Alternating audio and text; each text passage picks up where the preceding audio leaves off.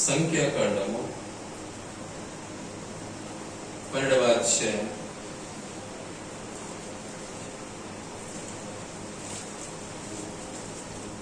సంఖ్యాకాండము 12వ అధ్యాయం 7వ వచనం మనకు చదువుదాం. సంఖ్యాకాండము 12వ అధ్యాయం 7వ వచనం. అతడు నా ఇల్లంతటిలో నమ్మకమైన వాడు. అతడు నా ఇల్లంతటిలో నమ్మకమైన వాడు. ఎలాంటి వాడు? నమ్మకమైన వాడు. నమ్మకమైన వాడు ఎలా ఉంటాడు? చెప్పిన మాట వింటాడు, రెండో మాట చెప్పడు. రెండో మాట చెప్తున్నాడంటే వాడు నమ్మకస్తుడు కాడు. మాటను మించి మాట మాట్లాడుతున్నాడు అంటే వాడు అపనమ్మకస్తుడు.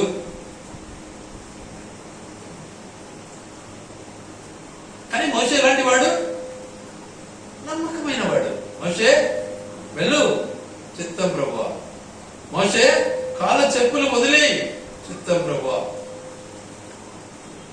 మోషే ఇజ్రాయెల్ నడిపించు, చిత్తం ప్రభువా. నమ్మకత్వం మనకెప్పుడు వస్తుంది? నేను ఇటు చేస్తా ప్రభా, నేను అట్ట చేస్తా ప్రభా అంటాడా? మనం ఇది అంటాం కదా. మనకు ఆ తెలివి ఉంది కదా, మనకు ఆ జ్ఞానం ఉంది కదా. మరి ఎలా మన విశ్వాస జీవితం ముందుకు కొనసాగాలి? చూద్దాం ఆ విశ్వాస జీవితం ఎలా ఉంటుంది ఒక్కసారి. హెబ్రీ పత్రిక 11వ అధ్యాయం. హెబ్రీ పత్రిక 11వ అధ్యాయం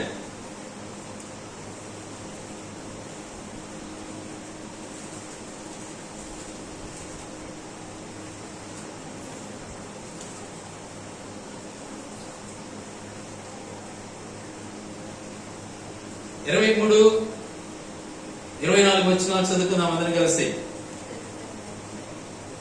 23, 24 వచనం. మోషే పుట్టినప్పుడు అతని తల్లిదండ్రులు ఆ శిశువు సుందరుడై ఉండుట చూచి విశ్వాసమును బట్టి రాజాజ్ఞకు భయపడక 3 మాసములు అతని దాచిపెట్టిరి. మోషే పెద్దవాడైనప్పుడు విశ్వాసమును బట్టి ఐగుప్తు ధనము కంటే క్రీస్తు విషయమైన నింద గొప్పదని ఎంచుకొని అల్పకాలము పాప భోగము అనుభవించుట కంటే దేవుని ప్రజలతో శ్రమ అనుభవించుట మేలని యోచించి ఫరో కుమార్తె యొక్క కుమారుడిని అనిపించుకుంటకు ఒప్పుకొనలేదు. ఏదైనగా అతడు ప్రతిఫలముగా కలగబో బహుమానమందు దృష్టి ఉంచెను. మనం కాలమందు చూసుకుంటాం. కాళ్ళ ముందు ఏం దొరుకుతుంది? నాకు 10 రూపాయలా, 100 రూపాయలా? కానీ దైవజనుడుగా, దేవుని యందు విశ్వాసం కలిగిన వాడుగా, దేవుని నమ్మిన వాడుగా, దేవుని బిడ్డగా కాళ్ళ ముందు చూడడు.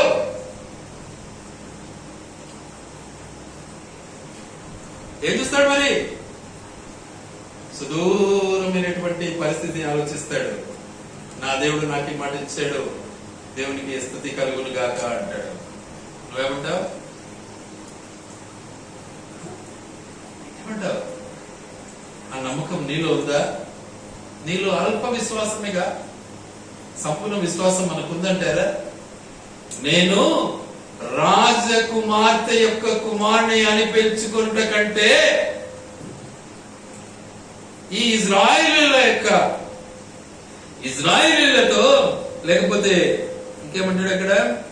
క్రీస్తు విశ్వాసమును బట్టి ధనము, ఐగుప్తు ధనము కంటే క్రీస్తు విషయమైన నింద గొప్పదని ఎంచి అల్పకాల సుఖభోగముల కంటే ఈ కష్టాన్ని నేను అనుభవించడం నాకెంత మేలు. మనం ఇష్టపడతామా? సుఖభోగం కావాలా? ఏది కావాలి? సుఖమా, డబ్బా, ఆస్త, అంతస్తా, గొప్పదనమా, గొప్ప పేరా? చాలా మంది ఇటుకి పిలిచలేదే అని బాధపడుతుంటారు. మందిరాలు ఇటుకి పిలిచలేదే నన్ను, ఏం ప్రయోజనం? అది గొప్పతనమా? ఇటుకి పిలిస్తే గొప్పతనమా? మీరు నన్ను ఎప్పుడైనా చూసుకోండి, ఎలాంటి పరిస్థితుల్లో అయినా నేను ఎప్పుడు దీన్ని ఆశించాలి. ఆయనగా కూర్చుంటే దేవుడు తన చిత్తమైతే తన దాసుని నడిపిస్తాడు. అంతే. ఆయనకి ఇష్టం కావాలి, ఆయన ఇష్టం మేరకు నేను నడవాలి. నా ఇష్టం వద్దు నాకు. మోషే తన జీవితంలో ఏమనుకున్నాడు? నింద అనుభవించడం మేలనుకున్నాడు. సుఖభోగాలు నాకు వద్దనుకున్నాడు. అబ్రహాము తన జీవితంలో ధనవంతుడే, కానీ ఏం చేశాడు? నడు, కొండ ఎక్కువ అన్నాడు. భయంకరమైనటువంటి కరువు వచ్చింది. కరువులో ఎనికి తిరిగాడా? వెనక్కి తిరగడా? కాకపోతే చిన్న పొరపాటు, భార్యని చెప్పుకోవటంలో వెనకంజ వేసి సహోదరిని చెప్పుకోమన్నాడు. వాస్తవానికి సహోదరే, ఎందుకు సందేహంలే. ఆ రోజు మామగారు అత్తగారిని ఆడదీస్తాం. ఉన్నారా అప్పుడేమన్నా అత్తగారు మామగారు? మరి ఎక్కడున్నారు? ఇప్పుడు తయారైంది అశేషిగా. కాబట్టి సహోదరుని చెప్పుకోవడంలో నిజంగా దేవుడు కాపాడాడు, ఇందులో సందేహం ఏం లేదు. శరాన్ని కాపాడాడు, అంతకంత ఆస్తిని పంపించాడు ఆమెతో కూడా. పొరపాటైంది అని చెప్పి రాజు సైతం అబ్రహాముకు తల వంచాడు. దేవుని నమ్మాడు. రాజులు సైతం అబ్రహాముకు తల వంచారండి. నువ్వు నేను ఎంత చెత్త, ఎందుకు మనం గ్రహించడంలే. కాబట్టి అబ్రహాము యొక్క జీవితాన్ని మనం ఒకసారి పరిశీలించుకున్నాం. అబ్రహాము మనకున్నటువంటి గొప్ప ఆయుధం. అబ్రహాము మన ముందు మనకు గైడ్ కాదా? ఊరిగా లొడలొడ అబ్రహాము అబ్రహాము అంటే సరిపోతుందా మనకు? నడిచేది ఎవరు? ఆయన ఒక్కడేనా? ఆయన వెనువెంట మనం ఉండకూడదా? ఆయన వెనువెంట నువ్వు నడిస్తే లొడలొడను ఆగవు. ఆయన వెంట నువ్వు వెళ్తే అబ్రహాములో మౌనమవుతావు, ఎందుకంటే ఆయన నువ్వు అనుసరిస్తావు. అబ్రహాము కుమారుడు నిజంగా ఆయన వెనువెంట వెళ్తూ వెళ్తూ నాయన నన్ను అడిగాడు, నాన్న నా పరిస్థితి ఏంది, ఇది నాకేం అర్థం కాలేదే అన్నాడు. అంటాడు, తండ్రి నీకెందుకురా ఈ పెత్తనం అన్నాడు.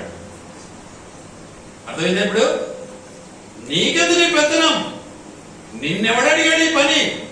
నువ్వు మర్యాదగా నడువు అన్నాడు. నోరు మూసుకున్నాడు అంతే. నువ్వు నేనైతే నోరు మూసుకుంటామా? ఏమి ముసలోనికేమో పిచ్చి పట్టేట్టుంది. ఏది వీడు చేసే పని?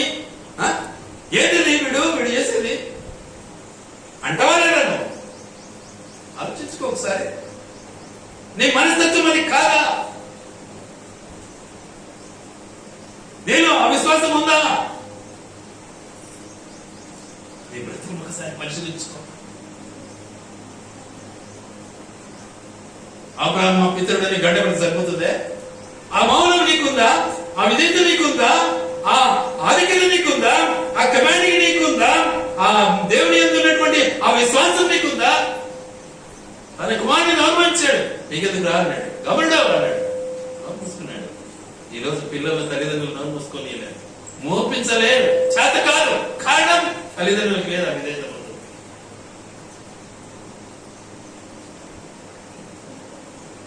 కాబట్టి వీడికి చెప్పలేదు. అబ్రహాము నిజంగా నవరెత్తుతానే ఇస్సాకు ఏమన్నాడు? అదెట్లా అన్నాడా? అదే నేను నాకు చెప్పకుండా అన్నాడా? ఈరోజు మన బిడ్డలు అంటున్నారంటే కారణం మనం లోపడలే. మన దేవునికి ముందు లోపడమా? లోపడలే. మనలో ఉన్నటువంటి అవిశ్వాసమే, మనలో ఉన్నటువంటి అవివేకమే,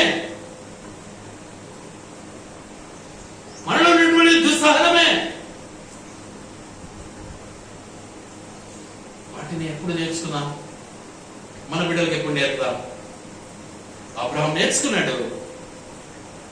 అంతవరకు 75 సంవత్సరాల నుంచి 99 వరకు, అనగా దాదాపు 24-25 సంవత్సరాలు అకుంఠిత దీక్షతో దేవుని యొక్క ఆజ్ఞానుసారంగా నడిచాడు. నడు నడు నడు నడు నడిచాడు. నువ్వు 2 రోజులు గుడికి రాగానే నాకు పెత్తనం వెళ్ళేదని ఆలోచిస్తాం. 2 మాటలు తెలుసుకోగానే నాకంటే ఇంకెక్కువ తెలుస్తాను లేదు అనుకుంటాను. నీ బ్రతుకులో ఏం ప్రయోజనం? ఆలోచించుకో ఒకసారి. ఇప్పుడు చాలా మంది ఎంత ఉబలాట పడతారు. వీడు నిలబడి చెప్పాలంట, అంతే, అనుసరించేది ఏముండదు. సార్ నీ చెప్పు బుద్ధి, నేను అన్ని కూర్చొని వింటా ఉంటా. అందుకే నేను ఇంటికి ఎవరైనా వస్తే నేను ఇంటికి రాను, అందుకే చెప్పని అనుకుంటా. లోబడి స్వభావం అయితే మనకు లేదు. గంట కొట్టేది తెలుసు మనకు. మరి అబ్రహాం ఆ పని చేశాడా? చేయలే. అబ్రహాం అన్నాడు నోరు మొయ్యి అన్నాడు, అంతే. నోరు మూసాడు ఇస్సాకు. ఆలోచించారా? ఇస్సాకు అనగా అర్థము నవ్వు. ఎందుకొచ్చింది ఆ భావము? ఎప్పుడైతే దేవుడు షారాతో అన్నాడో నెక్స్ట్ రేపు సంవత్సరం ఈ పాటికి నీ చేతుల్లో ఒక బిడ్డ ఉంటాడు అని ఎప్పుడైతే చెప్పాడో, చెప్పగానే షారా ఏం చేసింది తెలుసా? నవ్వేసింది. నవ్వగానే దేవుడు అన్నాడు, ఎందుకు నవ్వుతున్నాను అన్నాడు. భయపడి నవ్వలేదు ప్రభు అనేది మళ్ళీ. అందుకు ఆయనకు ఏమని పేరు పెట్టారు? నవ్వు అని పేరు పెట్టారు.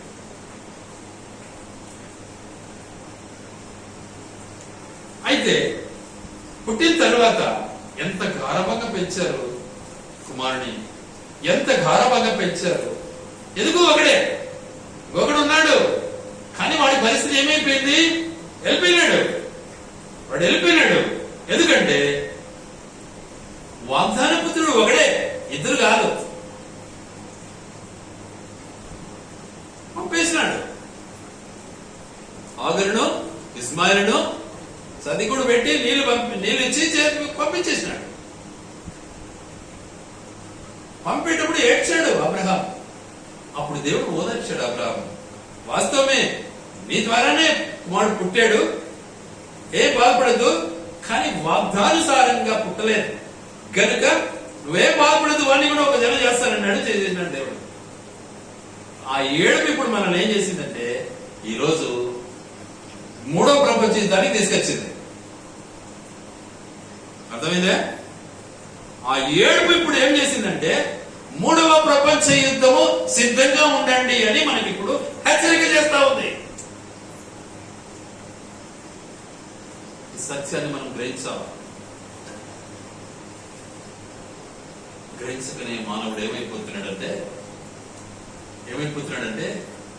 దేవునికి దూరం అయిపోతూ ఉన్నాడు. అతన్నే మొదలనా దేవుడు. అతన్ని కూడా 12 మంది రాజులను చేశాడు, రాజ్యాన్ని ఇచ్చాడు. ఇంకా చెప్పాలి అంటే వాళ్ళను హింసించాలి దేవుడు, వాళ్ళకి పనిష్మెంట్ ఇవ్వలే దేవుడు. ఇజ్రాయేలులకు పనిష్మెంట్ ఇచ్చాడు దేవుడు. కారణం,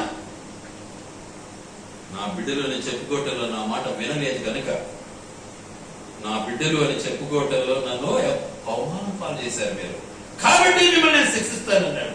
శిక్షించాడు, ఇందులో సందేహం లేదు. అయితే ఇక్కడ ఉన్నటువంటి సత్యం ఏంటిది అంటే, ఇప్పుడు చదివినటువంటి లేఖన భాగానుసారంగా తండ్రి ఎట్లయితే దేవునికి విధేయుడయ్యాడో, తండ్రికి అబ్రహాంకు తన కుమారుడైన ఇస్సాకు కూడా ఏమయ్యాడు? విధేయుడయ్యాడు. నువ్వు నేను కాడంలే, పాస్టర్ చెప్తే ఇనమసలం. దేవుడు చెప్పింది సేవకుడు నీకు బోధిస్తాడు, అంతే. ఈరోజు సేవలు డిఫరెంట్ అయిపోయినాయి, కానీ ఈ సేవకుడు అట్లా కాలే. ఆ పూత మాటలు నేనైతే పోయలేను, నా చేత కాదు. ఆ పూత మాటలు మాట్లాడితే అప్ప అన్న ఏం చెప్పినాడు, అక్క ఏం చెప్పింది అంటారు. నాకొద్దు ఆ గొప్పతనం, నాకు అవసరం లే. వాక్యం అనేది 2 అంచులు వాడిగల ఖడ్గము, కత్తరిస్తుంది, నిద్రపుచ్చదు నిన్ను. జాగ్రత్త. కాబట్టి నీ జీవితంలో ఏం చేస్తున్నాను సరే ఆలోచించు. అబ్రహాం నిజంగా నిద్రపోయేవాడా? ఇప్పుడు ఇస్సాకు ఏమన్నా నిద్రపోతున్నాడా? ఇప్పుడు ఇక్కడ కూర్చొని మనం నిద్రపోతున్నాం. చూసుకోండి కావాలంటే. తక్షణంగా నిద్ర వచ్చేసింది మాకు ఇప్పుడు. ఎంత గొప్పతనం! మందిరానికి వచ్చే దేనికి మనము నిద్రపోయేదానికి వస్తాం. ఏ ప్రయోజనం చూడండి. ఇంత కష్టపడి మందిరానికి వచ్చి నిద్రపోతే ఏ ప్రయోజనం? వాక్యం వింటున్నామా మనం? ఏమన్నా అబ్రహాం గురించిన సత్యం వింటున్నామా? ఇస్సాకును గురించిన సత్యం వింటున్నామా? చూడండి, ఒకటి చెప్పంటే ఒకటి చెప్తారు. ఇక ఎలా మనం విశ్వాసమవుతాము? ఎలా మనము విశ్వాసమవుతాము? ఒకసారి ఆలోచించాలి. మనం మన బ్రతుకును ఒకసారి సరి చేసుకోవాలి. నిద్రపోతా ఉంటే ఏం ప్రయోజనం? మనం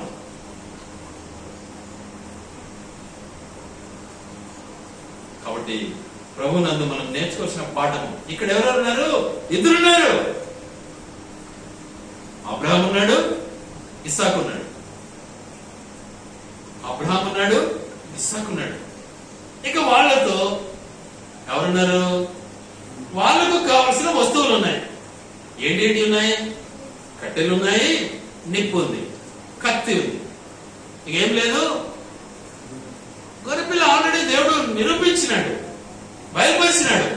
ఒక్కడై ఉన్న నీ కుమారుడు ఇదిగో ప్రథమ ఫలముగా గొర్రె పిల్లగా నాకు ఆ పర్వతం పైన దహన బలి అర్పించు అన్నాడు దేవుడు. అది అబ్రహాము తెలుసు, కానీ గొర్రెపిల్లకి వెళ్ళా. అబ్రహాము తెలుసు.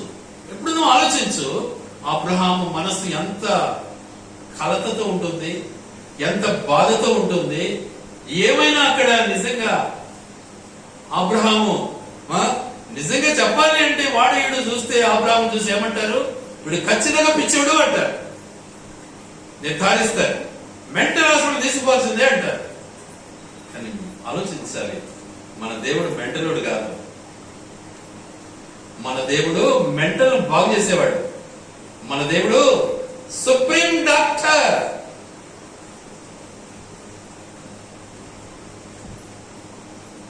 మన దేవుడు పుట్టించేవాడు, గిట్టించేవాడు. మన దేవుడు సృష్టించేవాడు, అంతం చేసేవాడు. ఆయన మెంటలోడు అవుతాడా? ఆయన మాట వింటే మెంటలోడు అవుతాడా? ఆయన మాట ప్రకారం నడిచేవాడు మెంటల్ అవుతాడా? అందుకే అపోస్తలుడైన పౌలు అంటాడు. ఎవరంటారు? అగ్రిప్ప అంటాడు. ఏమంటాడు?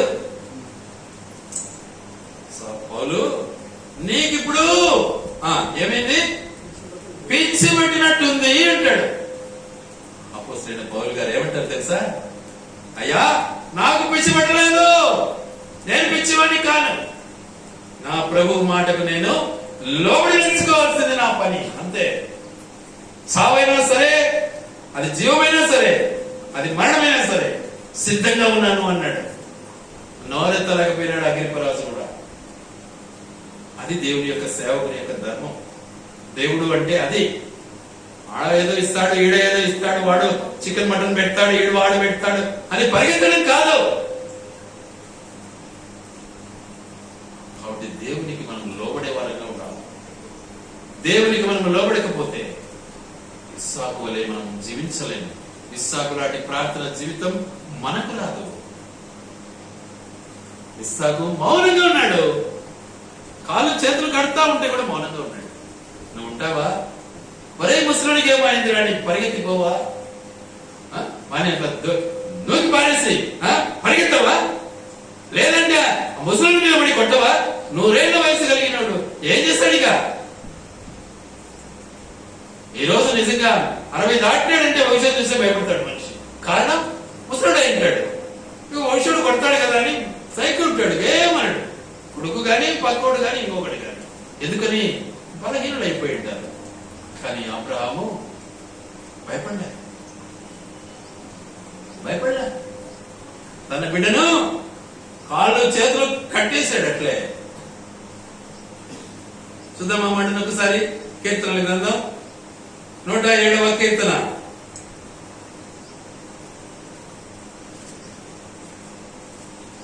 కీర్తనలు 107వ కీర్తన.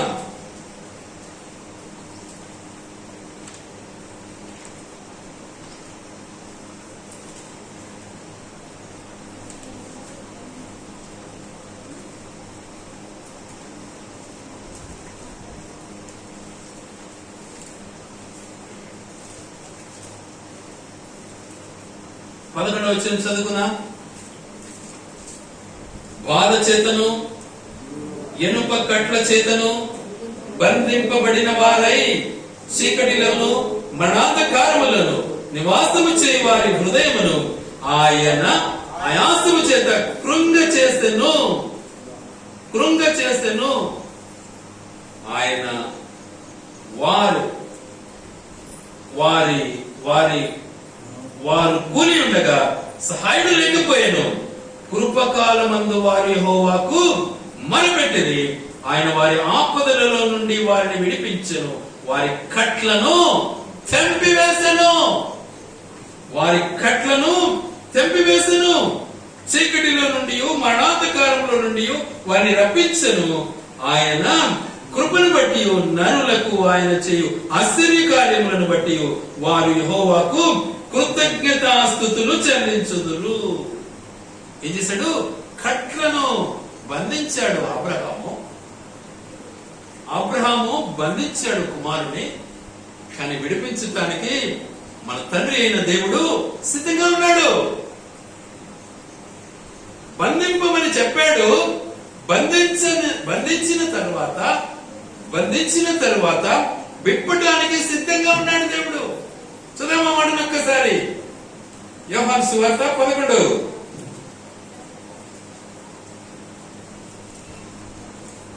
యోహాను సువార్త 11.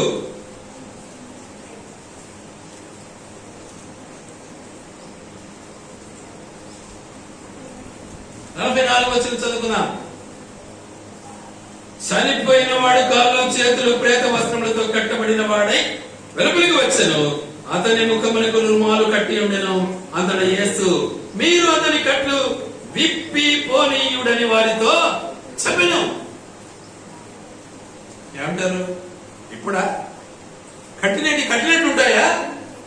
దేవుడు నిజంగా కట్టిన కట్లను విప్పేవాడుగా ఉన్నాడు. పొందిన గాయాలను కట్టేవాడుగా ఉన్నాడు. ఆ విశ్వాసం మనకు లేకపోతే, ఆ నిరీక్షణ మనకు లేకపోతే, ఆ నమ్మకం మనకు లేకపోతే యెహోవా ఈరే అంటే ఏం ప్రయోజనం? ఒక పాపం పెరిగిపోతుంది నీకు.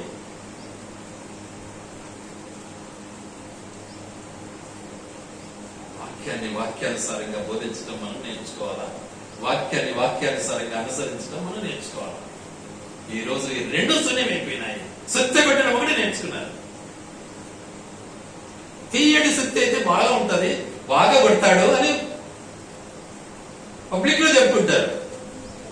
ఈ సుత్తే కొడితే, ఖచ్చితంగా సుత్తే కొడితే అది ఏమైతుంది? రెండు పక్కల పదులు కలిగినటువంటి కత్తి కాబట్టి తెగిపోతుంది. వైపా ఇది బాగాలేదు నైనా, ఇది మనకు తరగాలంటారు. అవునా? ఏది బాగుంటది? వెన్నపూసం పోసిన కత్తి బాగుంటుందా? ఆలోచించాలి ఒకసారి. కట్లు కట్టబడినటువంటి స్థితిలో కట్లు విప్పడానికి దేవాది దేవుడు సిద్ధంగా ఉన్నాడు. యేసు ఉన్నాడు. విప్పు. విప్పారా? కట్లు విప్పారా లేదా? ఎవరు విప్పారు?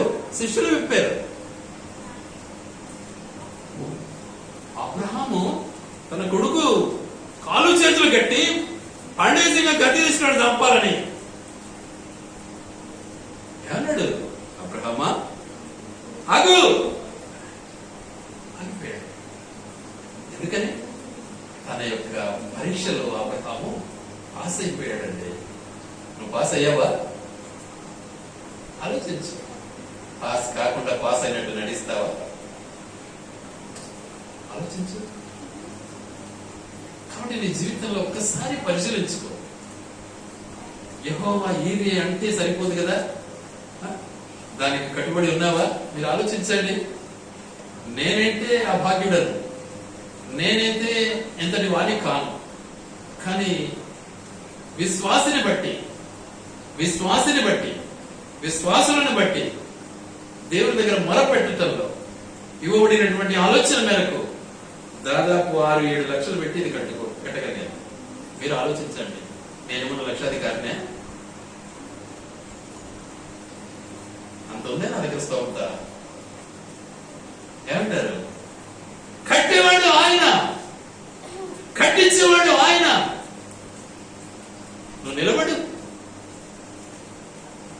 నువ్వు నిలబడ్డావా? అసలు దేవుడు నన్ను నిలబెట్టాడు, ఆయన కట్టాడు. ఏమైనా ఆశించానా? ఎవరి దగ్గరైనా ఏమన్నా పోగు చేస్తారని ఏమన్నా ఏ రోజన్నా అడిగానా? నెవర్. ఆ పని దేవుడు నాకు నేర్పలే.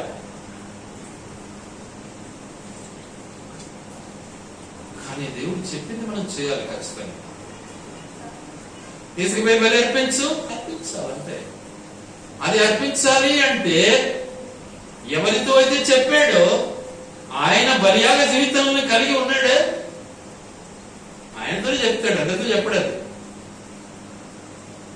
ఈరోజు నిజంగా దశభాగం వేయమని ప్రతి ఒక్కరితో చెప్తాడు దేవుడేమో, కానీ వేస్తున్నారా? మనకు రాదు, మనసు వస్తుందే రాదు, మోసం అంతా. బైబిల్ ఏమో చేతిలో ఉంటారు మరి కదా, మరి ఏం ప్రయోజనం? మరి జ్యేష్ఠత్వాన్ని దేవునికి అప్పగించు అన్నాడు దేవుడు. అప్పగించావా? నీ జ్యేష్ఠ భాగంలో ప్రథమ ఫలమును దేవునికి అర్పించు అంటున్నాడు దేవుడు. లేదా వాక్యంలో అర్పించావా? అర్పించకుండా దేవుడా దేవుడా దేవుడా దేవుడా అంటే ఏడిచే ఆయన నిన్ను కన్ను చూస్తాడా? ఆయన మాట వింటే నీపై కన్ను చూపిస్తాడా? ఆయన మాటకు నువ్వు లోబడితే నీపైన దయ తెలుస్తాడు ఆయన.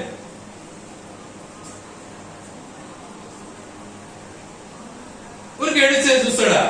నెవర్. కాబట్టి మన బ్రతుకును ఒకసారి పరిశీలించుకోవాలి మనం. అందుకనే కట్లను విప్పేవాడు ఆయనే, ఇనుప కట్లను కూడా విడదీసేవాడు ఆయనే.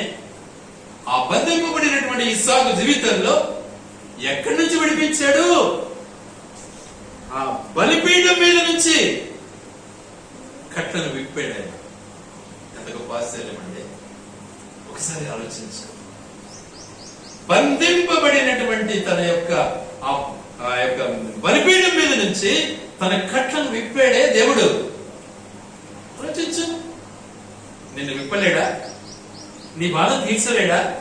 కానీ నీలో విశ్వాసం లేదు, నీలో నమ్మకం లేదు. ఏసరం తెలుసు మన, కానీ క్రియ లేదు మన.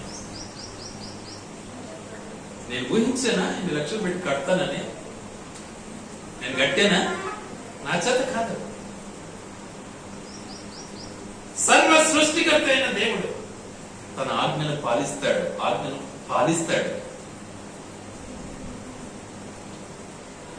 మనల్ని నడిపిస్తాడు. ఇది నేర్చుకోవాలి. కానీ అబ్రామా చెప్పినట్టు విను, ఏందయ్యా అని ఏమన్నా అడిగాడా? మనమైతే టక్ అని అడిగేస్తాం, ఏంది అంటాం. అంటామా అనమా? ఏంది? సో మనకు నిజంగా విశ్వాసకి ఏమన్నా తేడా ఉందా లేదా? మరి విశ్వాసం ఎక్కడ, అవిశ్వాసం ఎక్కడ? ప్రశ్నించే మనము సైతాను లాంటి జీవితం మనది. ప్రశ్న ఎక్కడి నుంచి వచ్చింది? సైతాన్ నుంచి వచ్చింది. అర్థం చేసుకోవాలి. ఇవ్వగానే ఆజ్ఞ యు హ్యావ్ టు దాన్ని నీ హృదయంలో నాటుకోవాలా, దాన్ని ఆలకించాలా, దానికి నువ్వు లోబడాలా. లోబడని ఆదాం వల్లనే ఈరోజు మనకి పాపం, ఈ శాపం. లోబడిన అబ్రహాము వల్ల రాదా మనకు? లోబడని ఆదాము వల్ల మనకి పాపం వచ్చింది. లోబడిన అబ్రహాము వల్ల ఆశీర్వాదాలు వచ్చాయి. ఆయన చూసుకునేదానికి సిద్ధంగా ఉన్నాడు. మనకు అది లేదండి. మనం ఎంతో దౌర్భాగ్య స్థితిలో మనం ఉన్నాం. దేవుని మాటలకు మనం అస్సలు చోటపడమలే. లోబడే స్వభావం మనకు లేదు. ఆలోచించండి ఒకసారి. కాబట్టి ప్రభువులో మనం కొనసాగు నిమిత్తమై కాళ్ళు చేతులు కట్టుబడిన తర్వాత నిజంగా దేవుని యొక్క స్వరము నీకు వినబడుతుందో లేదో ఒక్కసారి ఆలోచించు. నేను పడుకునేటప్పుడు ఇదే ప్రార్థన చేసుకొని పడుకుంటా. ఏమని? ప్రభువా, సైతాన్ ఆలోచనలు నా మనసుకు రాకూడదు, నా నిద్రలో భంగం కలిగించకూడదు. నీ దర్శనం, నీ స్వరం నాకు వినిపించాలి. అంతకు మించి నాకేమవుతుంది? నాతో మాట్లాడతాడు నా దేవుడు, ఏదో సందేహం లేదు. మాట్లాడతాడు కాబట్టి 4 ఖచ్చితంగా లేస్తాను నేను. 4 నుంచి 6:30 వరకు మాట్లాడదు. నా జీవితాన్ని ప్రభు కోసం అర్పించాను. నీ జీవితంలో ఉందా? ఆలోచించు ఒకసారి.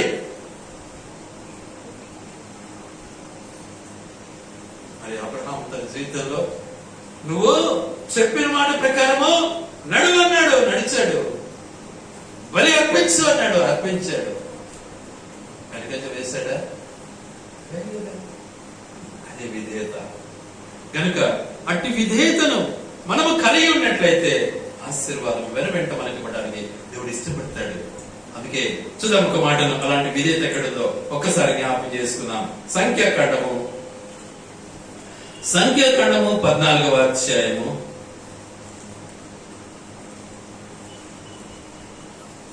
14వ అధ్యాయము 24వ వచనం చదువుకున్నాం. నా సేవకుడైన కాలేబు మంచి మనస్సు కలిగి పూర్ణ మనస్సుతో నన్ను అనుసరించిన హేతువు చేత అతడు పోయిన దేశంలో అతన్ని ప్రవేశపెట్టెదను. చూడు ఎంత గొప్ప ఆశీర్వాదం అండి. ఆయన కోరిన దేశము ఇవ్వడానికి ఇష్టపడ్డాడు. కాలేబు కోరిన దేశాన్ని దేవుడు ఇవ్వడానికి ఇష్టపడ్డాడు. ఆ కాలేబు కోరిన దేశం ఏది? హెబ్రోను. నీకు నాకు ఇచ్చాడా? లోబడ్డాడు, దేవుని మాట విన్నాడు, దేవునికి విధేయుడయ్యాడు. అందుకే నడిచాడు. ప్రవేశపెట్టేదను, అతని సంతతి దాన్ని స్వాధీనపరచుకును. అమాలేకీయులను కనానీయులను ఆ లోయలో నివసించున్నారు. రేపు మీరు తిరిగి ఎర్ర సముద్రపు మార్గమునారని మనకు ప్రయాణమై నేను ఆ స్థలం ఆయనకి ఇచ్చాడు. ఆయనకి ఇవ్వగానే ఆయన ఏం చేశాడు? ఆ పల్లపు మడుగులన్నీ కూడా తన కుమార్తెకు దానం ఇచ్చాడు. అర్థమైందా? ఏంటండి దేవుడు అంటే? దేవుడు ఆషామాషి కాదు. దేవుని పరీక్షిస్తారా? చూస్తామంటారా? మందిరాన్ని చూస్తా, ఆయన చెప్పిన మాట విని చూస్తా. ఏంది నువ్వు చూసేది? లోబడితేనే ఆశీర్వాదం. చూస్తాను అంటే తొక్కుతాడు వేసి దేవుడు నిన్ను, సందేహం లేకుండా.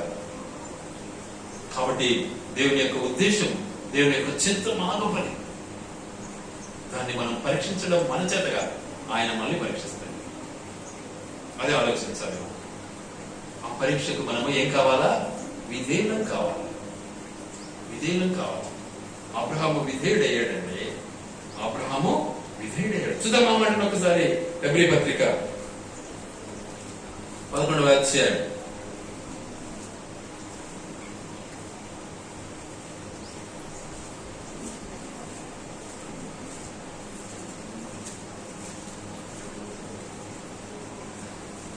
17-18 వచనాలు చదువుకుందాం. అబ్రహాము శోధింపబడి విశ్వాసమును బట్టి ఇస్సాకును బలిగా అర్పించెను. ఎవడు ఆ వాగ్దానమును సంతోషముతో అంగీకరించెను. చూసారా? ఎవడు ఆ వాగ్దానములో సంతోషముతో అంగీకరించెను. అంగీకరించావా వాగ్దానాన్ని? కథలు అల్లుకుంటున్నావా? తెలివిని సంపాదించుకుంటున్నావా? లోకజ్ఞానాన్ని కోరుకుంటున్నావా? నాకు తెలుసులే అనుకుంటున్నావా? నీ బ్రతుకు నిత్యమైన బ్రతుకు. లోబడే జీవితమే ఆశీర్వాదకరం. గనుక ఇస్సాకు వలన నీ సంతానమనబడును. తర్వాత అని ఒకరితో చెప్పబడినో, ఎవరితో చెప్పబడినో, ఆ అబ్రహాము మృతులను సైతము లేపుటకు దేవుడు శక్తిమంతుడని ఎంచిన వాడై తన ఏక కుమారుని అర్పించి. చూసారా? సచ్చినాన్ని కూడా లేపగలిగినటువంటి దేవుడు నా దేవుడు అన్నటువంటి నమ్మక విశ్వాసాన్ని కలిగినటువంటి వాడుగా అబ్రహాముని ఇక్కడ రుజువుపరుస్తున్నాడు దేవుడు. ఎంత గొప్ప విషయం అండి. అబ్రహాము దేవుని నమ్మాడండి, విశ్వసించాడు. సచ్చినా సరే లేపుతాడు నన్ను అని సంపూర్ణముగా విశ్వసించాడు. ఆయన సచ్చిన లేపుతాడు అనుకున్నాడు. ఒక కుమారుడు చనిపోయినా సరే, చంపినా సరే ఆయన బ్రతికిస్తాడు నా దేవుడని నమ్మాడు. అది యెహోవా ఈరే అంటే ఆషామాషి కాదు. ఆ తర్వాత ఏమన్నాడు? మృతుల నుండి మరణం పొందెను. విశ్వాసమును బట్టి ఇస్సాకు జరగబో సంగతుల విషయమై యాకోబును ఏశావును ఆశీర్వదించెను. ఆ అధికారము ఇస్సాకుకు ఇచ్చాడు. ఆ ఆశీర్వాదాలు ఇస్సాకు ద్వారా యాకోబుకు ఏశాకు ఇచ్చాడు. ఈరోజు యాకోబు సంతానం కొల్లలుగా ఇసుక రేణువుల వలె ప్రపంచమంతా నెగడింది. యెహోవా ఈరే మామూలు విషయం కాదు. దేవుడు మాటలు యెహోవా ఈరే, దేవుడు చూసుకుంటాడు. ఏది చూసుకుంటాడు? ముందు నువ్వు చూసుకో.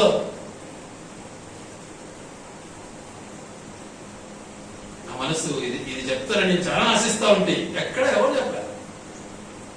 ఈరోజు దేవుడు నాతో చెప్తున్నాడు, ఇది యెహోవా ఈరే అంటే. కాబట్టి ఈ 3వ సంవత్సరం ప్రారంభించడానికి దేవుడు అనుమతించాడు. మన శక్తి కాదు, మన భక్తి కాదు. యెహోవా ఈరే అని ఈ నామకరణం 1990 సంవత్సరంలో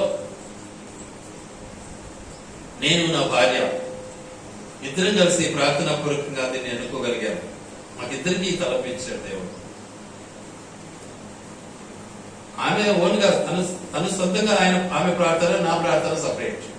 ఇద్దరికి ఏమొచ్చింది అని ఎప్పుడైతే నేను మళ్ళీ ధ్యానం చేసుకున్నామో, ఈ పదము నాకు వచ్చింది, యెహోవా ఈరే అనే పేరు దేవుడు నన్ను ప్రోత్సాహపరిచాడు అని చెప్పి ఇద్దరము కనుక్కున్నాము. ఇద్దరము అదే పేరును అంకితం చేశాము. యెహోవా ఈరే కుటుంబంగా ఇంతవరకు కూడా కొనసాగటానికి దేవుడు కృప చూపాడు. యెహోవా ఈరే, ఇది నా గొప్పతనం కాదు. చెప్పండి, ఎక్కడైనా నేను దాతృత్వం ఏమన్నా అడిగానా? ఎవరిని అడిగాను? అడగల. కొనసాగించాడు అంతే. స్టార్ట్ చేశాడు, దాన్ని కొనసాగించడంలో దేవుడు నన్ను కృప చూపాడు అంతే. ఏ ఒక్కరిని కూడా ఒక్క పైసా అడిగింటే చెప్పండి చూద్దాం.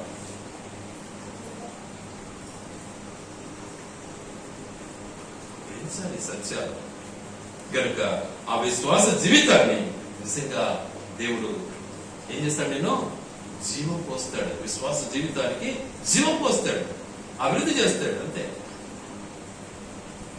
మనుషులు రాలేదనే బాధ ఒకటే, కానీ విశ్వాస జీవితాన్ని అయితే కాపాడుకోగలుగుతాడు.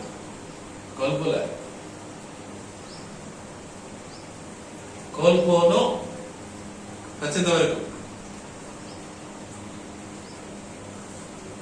కనుక మన జీవితంలో ఈ సత్యాలు మనం మెరగాలి. నిజంగా ఆఫ్టర్ ఒక కాలేబు తన జీవితంలో పరిణామాలు పంపినప్పుడు, ఒకడు కాలేబు 2 గోత్రాలలో కాలేబు పోయి ఈ స్థలము బాగుంది, ఈ మనుషులు దేవుడు మన కొరకు మారుస్తాడు, వాళ్ళను మనకు శుభ్రం చేయగలము, మనకు ఆ శక్తి ఉంది, మన దేవుని దగ్గర శక్తి ఉందని చెప్తే మిగతా 10 మంది ఏం చేసినారు? అబ్బో మనం చేయలేమన్నారు. కానీ దేవుడు ఎవరిని మెచ్చుకున్నాడు? ఎవరిని ఆశ్రయించినాడు? కాలేబుని ఆశ్రయించినాడు. ఆ స్థలం కాలేబుకే ఇచ్చాడు. ఆ స్థలాన్ని చూడటానికి కాలేబే పోయాడు. అదే బెత్లెహేం. చూడండి, ఆలోచించండి, దేవుడు ఎంత గొప్పవాడు. ఎక్కడైతే నిన్ను నిరామయంగా నీకు అసలు స్థలం లేకుండా చేస్తాడు, అక్కడే దేవుడు నిన్నేం చేస్తాడు? నిలబెడతాడు. అది దేవుని యొక్క ఉద్దేశం, అది దేవుని యొక్క చిత్తం. నేను ఎప్పుడో 1990 అనుకుంటా,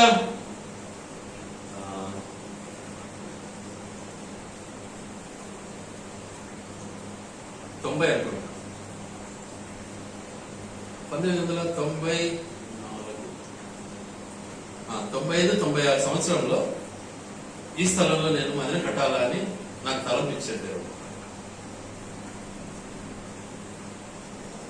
అదే విధంగా నేను దీనికి ఫౌండేషన్ వేశాను. కానీ కాలక్రమేణా పిల్లలు పెద్ద అయిన తర్వాత ఇక వాళ్ళ వివాహం వరకు దీన్ని నేనేం చేయలేకపోయినా, స్తోమత లేకపోయింది. అయితే దేవాది దేవుడు ఏం చేశాడు? బిడ్డలకు ఇవ్వాలి అనేటువంటి తలంపును యువజనంలో బిడ్డలకు ఇచ్చేశాను. అయినా ఆ తలంపు మిగిలిపోయానే ప్రభువా అని నేను ఎప్పుడు బాధపడేవాడిని. కాలక్రమేణా అక్కడి నుంచి ఐఎస్ సంఘం నుంచి ఇక నేను స్టాప్ అనుకుని వచ్చిన తర్వాత ఇక్కడ పరిగెత్తుకుని వచ్చారు కదా. వచ్చి మాకు అక్కడ కుదరదు, నాకు వాక్యం అక్కడ మాకేం నచ్చలేదు, కాబట్టి ఇక్కడ మాకు ఏర్పాటు చేస్తే బాగుంటుంది అన్నారు. నేను అన్నాను మీ ఇళ్లలో చేసుకోండి, నేను వచ్చి వాక్యం చెప్తానన్నాను. కుదురుకోలే, అట్లా వద్దు, మాకు మీ ఇంటిపై కట్టేస్తే బాగుంటుంది అని పట్టాను. నేను చెప్పాలా, ప్రార్థన చేశాను, దేవుడు అని చిత్తము. ఆ తర్వాత నా కూతుర్ని అడిగానమ్మా నా పరిస్థితి ఇది ఏమంటావా, సర్లే నాకు కట్టుకోండి అది. పెద్ద కూతురుది ఇది, ఇల్లు నాది కాదు. అలా చెప్పుకుంటారు, నాదని చెప్పుకుంటారు, నేను చెప్పుకోనట్లా. ఒకసారి నా కూతురికి ఇచ్చిన తర్వాత నాది అని చెప్పుకునే హక్కు నాకు లేదు, పొరపాటు పడద్దు. నేను అలాంటి వాడిని కాదు, ఇది ఆమెది. అప్పుడు నేను అడిగితే సరే నాన్న కట్టుకో, నేను బ్రతికినంత వరకు మందిరం ఉండాలనుకున్నానమ్మా, సరే అన్న. ఆ తర్వాత ఇక ఆలోచన చేస్తున్నాను. వెంటనే ఇది ఈ ఇల్లు కట్టినప్పుడు నేను కొంచెం అమౌంట్ పే చేసినాను అనమాట, దాదాపు 2.5 లక్షలు పే చేస్తే అది ఆమె ఏం చేసిందంటే తన గార్మెంట్స్ ఏమంటారు గార్మెంట్స్ అది తీసుకుపోయి కుదపెట్టేసి నాకు 2 లక్షలు తెచ్చి ఇచ్చింది. మీకు ఇవ్వాల్సిన డబ్బు నాన్న. చూడు ఏంటి ఇది, ఇది అద్భుతం కాదా, ఇది ఆశ్చర్యం కాదా? చేస్తారు ఎవరైనా అట్లా? దేవుడు కల్పిస్తాడండి అవన్నీ. దేవుడు నేను విశ్వాసం ఉంచితే వెంటనే ప్రారంభించాను అంతే. దగ్గర 7 వరకు అయింది ఇది.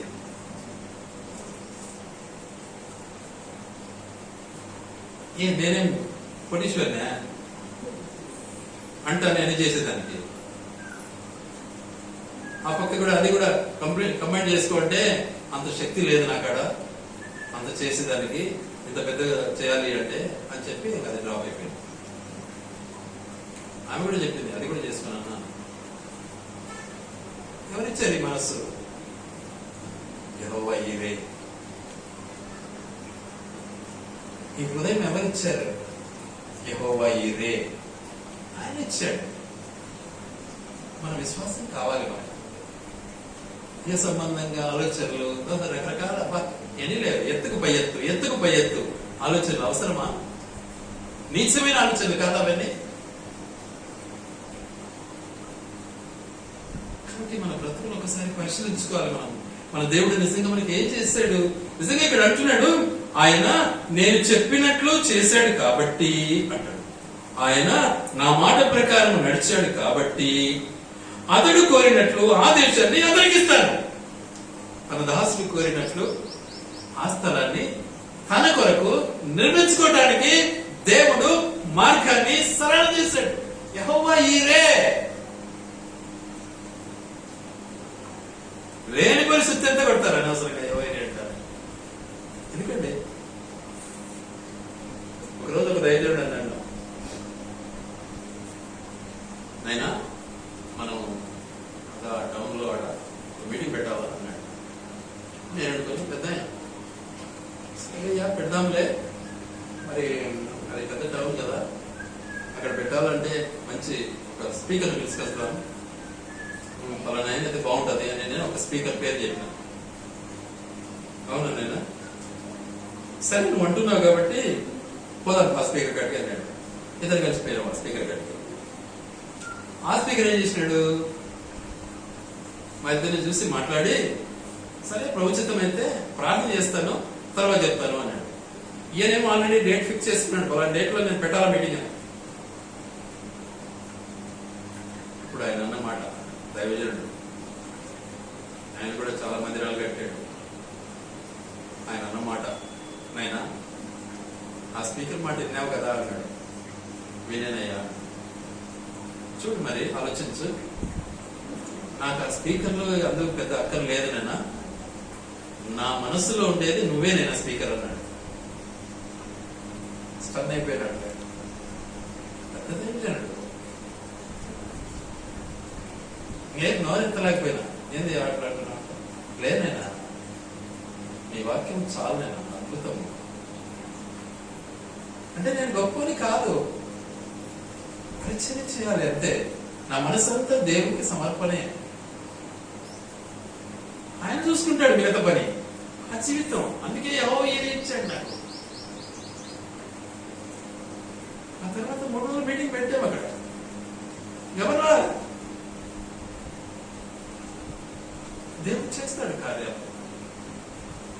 కానీ మన జీవితంలో దేవుని యందు మనం విశ్వాసం ఉంచినట్లయితే అది కాకపోయేదైనా కూడా అది కొనసాగించడానికి దేవుని నడిపింపు ఉంటుంది. నేను ఊహించలే ఇక్కడ మందిరం కట్టుకుని దేవుని సేవ చేస్తాను అని. ఎందుకంటే అయిపోయింది, ఇంకా ఇద్దరికి ఇచ్చేసినాము, ఇంక నాది లేదు ఇక్కడ. ఇట్లా పెట్టి నేను అప్పుడు మందిరాన్ని ఇక్కడ రూమ్స్ పెట్టినాను, అక్కడ వరలో పెట్టినాను, ఇట్లా పెట్టిండే మధ్యలో ఫౌండేషన్ అట్లే వేసాను నేను. అసలు ఇట్లా వేయలేను ఫౌండేషన్. ఎంట్రన్స్ ఇదే కానీ మందిరం ఇట్లా.